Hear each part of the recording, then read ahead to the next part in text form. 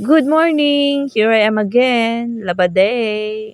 Ay, ang dami kong labahan for today. At syempre, dating gawi kapag naglalaba ako ay may ganitong ganito. Yan, ganyan. Sayaw lang, giling-giling. Yan, ganyan. Syempre, may malakas na music yan. Kanina nakatawa, ngayon nakasimangot na.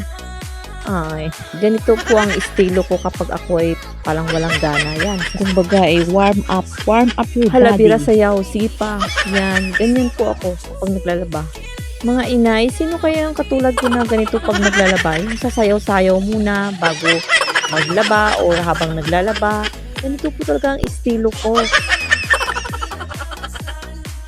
Bukod sa pasayaw-sayaw, may pakanta-kanta din ako yan. Katulad niyan. Ay, naku lang. Kasi nga mga inay, sa totoo lang, nakakapanggigil talaga maglaba kasi nakakapagod. Kaya kailangan natin ng background music. At kapag nangawit na ako sa kakaupo, tatayo na naman ako niyan, tsaka sasayaw. Kumbaga, i-motivate nyo ang inyong mga sarili. Yan, nararampa-rampa pa kunyari. Ganyan lang. Enjoy the day, enjoy the hour, kahit napagod. Ay naku mga inay, dapat lang ganito tayo palagi para bumalik yung ating mood sa paglalaba. At sa wakas mga inay, ito na, nagsasampay na ako. Ay salamat, malapit na ako matapos. O ayan, patapos na ako mga inay, ito na. O, farewell na ako, parang pa ulit kasi tapos na.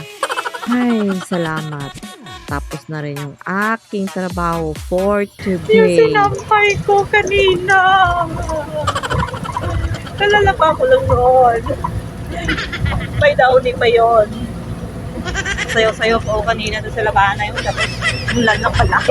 Mulan lang. My goodness.